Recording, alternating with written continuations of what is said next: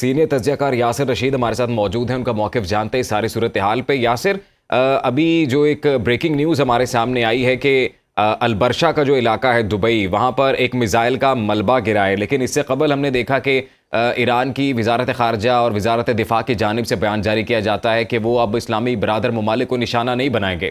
تو کیسے دیکھ رہے ہیں اب یہ صورتحال کس طرح ڈیولپ ہو رہی ہے؟ مجموعی طور پہ صورتحال کو اگر دیکھیں تو ایران کے پاس آپشنز کیا ہیں، پہلے یہ دیکھنے کی ضرورت ہے۔ جب باقاعدہ طور پہ ڈونلڈ ٹرمپ کی طرف سے یہ کہا گیا کہ آج رات پھر سے ایک بھاری اٹیک جو ہے وہ ایران کے اوپر کیا جائے گا، تو ایران نے باقاعدہ طور پہ پچھلے دنوں میں جو عرب ممالک تھے ان کی طرف سے پیغام ایک پہنچایا گیا۔ محمد حسن مرندی ہیں، ایک سینئر استاد ہیں تہران یونیورسٹی کے، جو بڑے حلقہ احباب میں بھی شمار ہوتے ہیں۔ انہوں نے باقاعدہ طور پہ یہ کلیم کیا تھا کہ ایران کے اندر یہ فون کالز آئی ہیں عرب ممالک کی طرف سے، اور انہوں نے یہ کہا ہے کہ امریکی جو اہداف ہیں ان کے اوپر اگر آپ حملہ کرتے ہیں تو ہمیں کوئی اعتراض نہیں ہے، بس کیجئے یہ کہ اپنے سوشل میڈیا کے اوپر یا نیشنل ٹی وی کے اوپر اس کو گلوریفائی نہ کیجئے۔ یہ ریکویسٹ پس پردہ جو ہے یہ عرب ممالک کی طرف سے گئی تھی، لیکن آپ یہ دیکھیے کہ اس وقت ابراہم لنکن کہاں پر موجود ہے، اس وقت خطے کے انٹرسیپٹر جو ہیں ان کی صورتحال کیا ہے۔ اگر ایران کے اوپر پریشر بلڈ ہوتا رہے گا تو ایران کے پاس چارہ جوئی کیا ہے؟ ایران کو جو اپنے میزائل داغنا پڑتے ہیں، اس کے مد مقابل یوکرین سے ڈرون لائے جا رہے ہیں جو اینٹی سیپٹر ڈرونز ہیں، جن کی مالیت ہزاروں ڈالرز کے اندر بتائی جا رہی ہے کہ وہ جو لاکھوں ڈالرز کے انٹرسیپٹر میزائل فائر کیے جا رہے تھے اسرائیل کی جانب سے یا امریکہ کی جانب سے، یا خطے میں جو عرب ممالک ہیں وہاں پہ جو امریکن بیسز موجود ہیں وہاں سے جو فائر کیے جا رہے تھے، جو تھارڈ کے انٹرسیپٹر میزائل ہیں، یہ پیٹریاٹ کے انٹرسیپٹر میزائل ہیں، وہ لاکھوں ڈالرز میں پڑ رہے تھے۔ اب اس کے مقابل انہوں نے بھی ڈرونز ٹیکنالوجی یوکرین کے اندر اپنائی جا رہی ہے، جس میں شاہد ڈرونز جو ہیں ان کو نشانہ بنانے کے لیے انہوں نے وہ ڈرونز آرڈر کرنے کی اس وقت اطلاعات تھیں۔ اب ایران کے پاس آپ یہ دیکھیے کہ ممکنہ آپشنز کیا ہیں۔ ایک میزائل ایران سے اگر فائر کیا جائے، اسے روکنے کے لیے راستے میں کتنے مقام سے اسے روکا جائے گا؟ سوال یہ پیدا ہوتا ہے کہ اگر یہ ہدف باقاعدہ طور پہ یو اے ای کو بنایا گیا اور یو اے ای نے انٹرسیپٹ کیا ہے، تو پھر ایران کے اوپر سوال اٹھتا ہے کہ ایران نے ہمسایہ ملک یا برادر اسلامی ملک کے اوپر حملہ کیا۔ اب اس کے شواہد کیا موجود ہیں کہ ایران نے باقاعدہ طور پہ یو اے ای کو ہٹ کیا، یا پھر یہ باقاعدہ طور پہ اسرائیل کو ہٹ کیا گیا، یو اے ای کی فضائی حدود سے گزرا، یو اے ای نے اسے انٹرسیپٹ کیا امریکہ کے کہنے پہ یا اسرائیل کے کہنے پہ، وہ انٹرسیپٹ کرنے کے بعد اس کا ملبہ جو ہے وہ زمین کے اوپر گرا ہے۔ اور افسوس یہ ہے کہ وہاں پہ ایک پاکستانی ڈرائیور موجود تھا جو جان کی بازی ہارا ہے، لیکن اس پورے منظرنامے میں اس بات کو کنفرم کون کرے گا کہ یو اے ای کو ہٹ کرنے کے لیے کیا گیا یا اسرائیل کو ہٹ کرنے کے لیے کیا گیا؟ اور یاسر، ہم نے یہ دیکھا کہ ساری صورتحال میں ایک فالس فلیگ آپریشن کی خبریں بھی گردش کر رہی ہیں، جیسے آذربائیجان میں ایک ڈرون ہٹ ہوا، اور اسی طرح سے آئل ریفائنری جو سعودی عرب میں ہے، ان دونوں حملوں کو ایران نے تو نیگیٹ کیا ہے کہ یہ ان کی طرف سے فائر نہیں کیے گئے۔ اس منظرنامے پہ سب سے پہلے ایران نے جب تردید کی تھی وہ راس تنورہ کے حوالے سے کی تھی۔ راس تنورہ آرامکو کی اگر آپ دیکھیں وہاں سے آئل کی ترسیل ہوتی ہے، اور اس کے علاوہ جو موجودہ منظرنامہ ہے اس میں سب سے بڑی آئل ریفائنریز کے اندر یہ شمار ہوتی ہے۔ اب جب اس کو ہٹ کیا گیا تھا تو ابتدائی طور پہ یہ ایران کے بارے میں بین الاقوامی میڈیا نے رپورٹ کیا، سب سے پہلے بی بی سی نے کیا، پھر الجزیرہ نے کیا، پھر سی این این نے کیا، اور اس کے مد مقابل جتنے بھی اسرائیل کے چینلز تھے، وہ اسرائیلی 11 چینل ہو، 24 چینل ہو، انہوں نے یہ اپڈیٹ کی کہ ایران نے ہٹ کیا ہے آئل ریفائنری کو، جو عرب ممالک میں خطے کی سب سے بڑی آئل ریفائنری ہے۔ ابتدائی طور پہ ایران کو اس بات کو باور کروانے کی جو کوشش تھی وہ منظر عام پہ آئی، ان کے وزیر خارجہ آئے اور انہوں نے کہا کہ ہم نے یہ نہیں کیا، اور ساتھ ہی ساتھ ان کا ایک اہم بیان یہ تھا کہ خطے کے اندر امریکی اہداف کو نشانہ بنایا جائے گا، لیکن جو عرب ممالک کی آئل ریفائنریز ہیں ان کو نشانہ نہیں بنایا جائے گا۔ اب آپ یہ دیکھیے کہ اس پہ خبر یہ بھی آئی تھی کہ موساد کے کچھ لوگ جو ہیں وہ عرب ممالک کے اندر پکڑے گئے ہیں جو تخریب کاری کر رہے تھے۔ پھر ہمیں یہ خبر منظر عام پہ آتی ہے کہ بحرین کے اندر آئل ریفائنری کو نشانہ بنایا گیا ہے۔ پھر ہمیں خبر یہ منظر عام پہ آتی ہے کہ قطر نے اپنی ایل این جی کی سپلائی کو بند کر دیا۔ آپ یہ دیکھیے کہ اس پورے منظرنامے میں بینیفیشری کون ہے؟ سب سے زیادہ بینیفیشری امریکہ دکھائی دیتا ہے، کیونکہ اگر عرب ممالک کی آئل ریفائنریز بند ہوتی ہیں، اگر آبنائے ہرمز کے اطراف میں ہزاروں جو شپس ہیں وہ رک جاتے ہیں، اگر یہ معلوم پڑتا ہے کہ خطے میں تمام ممالک جو ہیں سوائے جاپان کے، ایشیائی ممالک کی بات کر رہا ہوں، ان کے پاس कम तरीन ज़खायर मौजूद हैं जो चंद हफ्तों तक चल सकते हैं और कुछ हैं। तो मुतबादिल ऑप्शन क्या होगा? क्या लोग रशिया से ऑयल मंगवाएंगे? क्या लोग ईरान से ऑयल मंगवाएंगे? क्या लोग इन अरब ममालिक से ऑयल मंगवाएंगे जो बाकायदा तौर पे ये कह चुके हैं कि हम अपनी ऑयल रिफाइनरीज को बंद कर रहे हैं? तो बेनिफिशरी यहाँ पे आके बनता है अमेरिका। अमेरिका जिसके पास वेनेजुएला के इस वक्त ज़खायर मौजूद हैं और वो उसको दुनिया के अंदर बेचना चाहता है, एक मुतबादिल मंडी उसको चाहिए। और पिछले अगर 1-2 सालों का मंजरनामा देखें तो उसमें अमेरिका ने अपने ऑयल ज़खायर के अंदर इजाफा किया है और उसकी जो बरामदात है उसको बढ़ाने का दायराकार वसी कर रहा था। अब फर्ज करें पाकिस्तान है, पाकिस्तान को ऑयल चाहिए, क्या पाकिस्तान इस पूरे मंजरनामे में ईरान से ऑयल मंगवा सकता है? कतई तौर पे नहीं। क्या वो अरब ममालिक से ऑयल मंगवा सकता है? जो जवाब दे चुके हैं, कतई तौर पे नहीं। क्या वो रशिया से ऑयल मंगवा सकता है? कतई तौर पे नहीं। तो इस वक्त मुतबादिल के तौर पे कौन मौजूद है? अमेरिका। तो फिर अमेरिका ही खित्ते में दीगर जो हिस्से हैं वहां भी ऑयल सप्लाई करने के लिए खुद को एक मुतबादिल के तौर पे पेश करेगा।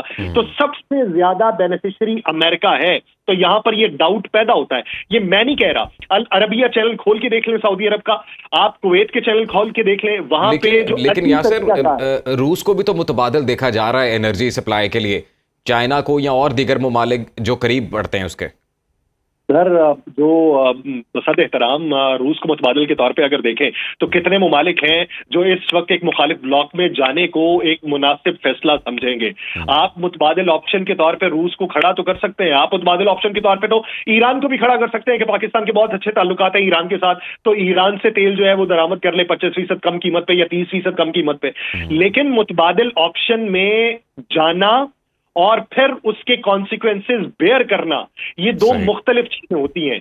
आप भारत को देखें, भारत सबसे बड़ा दरामद कुनिंदा था रशियन ऑयल का। तो इस वक्त देखें कि उसकी दरामद कुनिंदी जो थी उसके अंदर कितने फीसद का इजाफा हुआ या कितने फीसद की कमी वाकई हुई? आपको कमी वाकई हुई थी? बिल्कुल कमी वाकई हुई यासिर। लेकिन अभी जैसे आपने भारत की बात की, आपको क्या लगता है आने वाले दिनों में भारत भी इस पॉलिसी पर कितनी देर अमल कर सकेगा? क्योंकि इटसेल्फ अगर आप उनका डिजिटल मीडिया देखें या इवन उनके न्यूज़ चैनल्स देखें तो जो उनकी सहाफ़ी बरादरी है वो खुद हुकूमत को तनकीद का निशाना बना रही है कि रशिया एक उनका एलाय था जिसको अमेरिका के खातिर छोड़ा गया और अब एनर्जी क्राइसिस का सामना करना पड़ेगा खुद भारत को आने वाले दिनों में।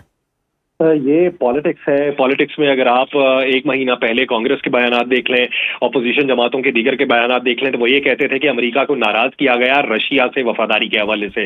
हमें हर ब्लॉक का हिस्सा होना चाहिए, हमें हर तरफ को टिल्ट दिखाना चाहिए, हमें एक बैलेंस अपनी फॉरेन पॉलिसी जो है उसको तरतीब देना चाहिए। ये भारत के अंदर से उठने वाली आवाजें थी।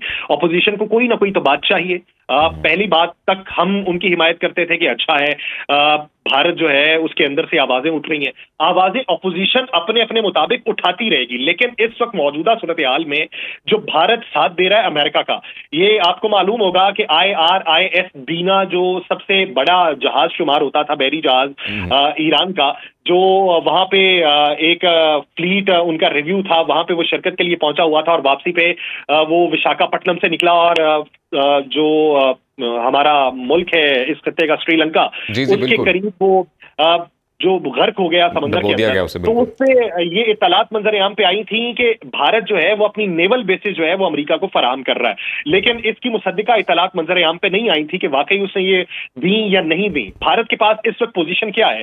या तो वो रशिया के एलाय बन के उसके ग्रुप में चला जाए और ईरान को सपोर्ट करे, जो कतई तौर पर नहीं दिखाई देता क्योंकि इस वक्त वो अमेरिका के ब्लॉक में है और ताजा तरीन उसने दौरा इजराइल का किया हुआ है और बेंजामिन नेतन्याहू को ये यकीन दहानी करवाई है कि हम आइडियोलॉजिकल कजन है और हमें अपने ही मफादात को आगे बढ़ाना है। और जिस तरीके से वो अपने खित्ते के अंदर अखंड भारत की पॉलिसी को लेके निकले हुए हैं, तो उधर ग्रेटर इजराइल की पॉलिसी को भी उन्होंने टो करना है। तो इस वक्त सूट करता है भारत को कि वो अमेरिका के ब्लॉक का हिस्सा बने, लेकिन उसके असरात उसे ईरान से कितना भुगतना पड़ेंगे या रशिया से कितना भुगतना पड़ेंगे या इस ब्लॉक का हिस्सा बनने से कितना भुगतना पड़ेंगे, ये एक बुनियादी सवाल है। लेकिन इसमें ये बन जाता है कि जब एक फरीक के ऊपर दबाव बढ़ना शुरू हो जाए, जब एक फरीक किसी दूसरे को नुकसान इब्तदाई तौर पे पहुंचाए, तो फिर कोई ना कोई तीसरी ताकत जरूर मौजूद होती है जो इस पूरे मंजरनामे का फायदा उठाती है।